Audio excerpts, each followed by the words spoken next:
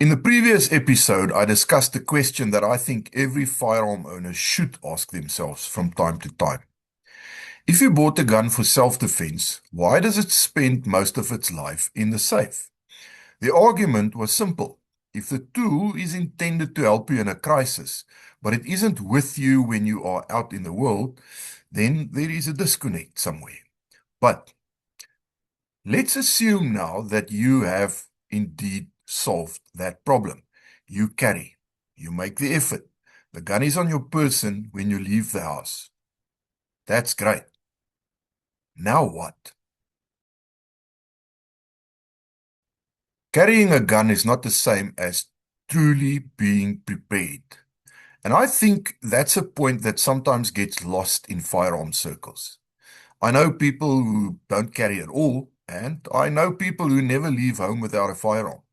But what I've also noticed is that there is often a feeling that once you've started carrying, you've somehow reached the destination. You've checked that box. The problem is solved. I think reality is more complicated than that, though. Carrying a firearm absolutely gives you options that you wouldn't otherwise have. I think that's undeniable. If something goes badly wrong and your firearm is sitting in the safe at home, well, then it can't help you at all. But carrying the gun and actually being capable with the gun are two different things.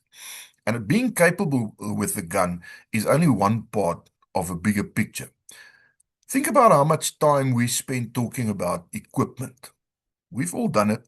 We talk about guns and holsters and belts and optics and magazine carriers and torches and ammo. It never ends. It's part of the hobby. It's part of the lifestyle. Nothing wrong with it. But sometimes I do wonder if we focus on gear because it's easier than focusing on ourselves.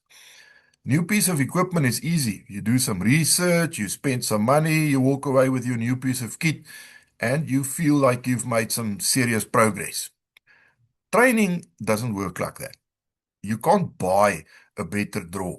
You can't order improved decision making online. You can't upgrade your awareness with a credit card. Those things take effort and they take time. Here's a question that you may want to ask yourself. When last did you deliberately work on your skills? Not just to go shooting, but to actually work on skills. I don't think those are the same thing. I've seen plenty of people spend the morning at the range just punching holes in paper. Nothing wrong with that either. Shooting is supposed to be enjoyable.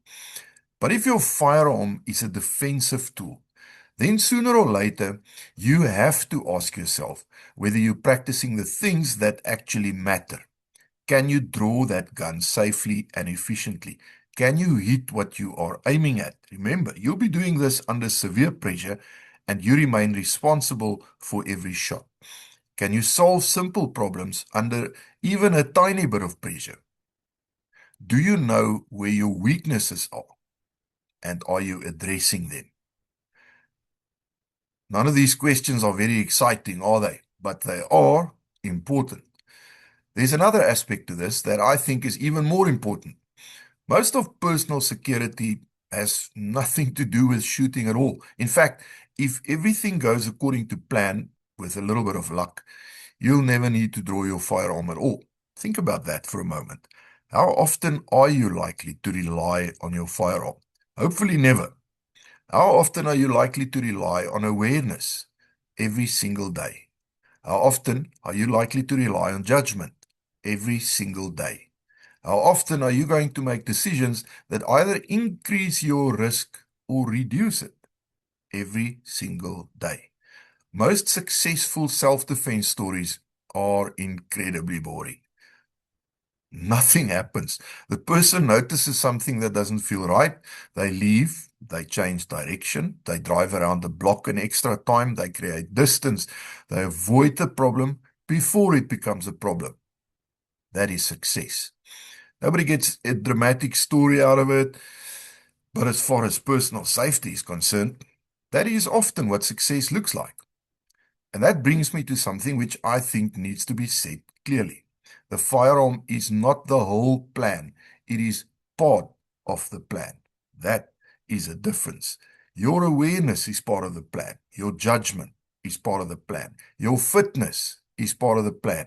Your ability to communicate is part of the plan. That firearm is an important tool within the system, but it's not the entire system.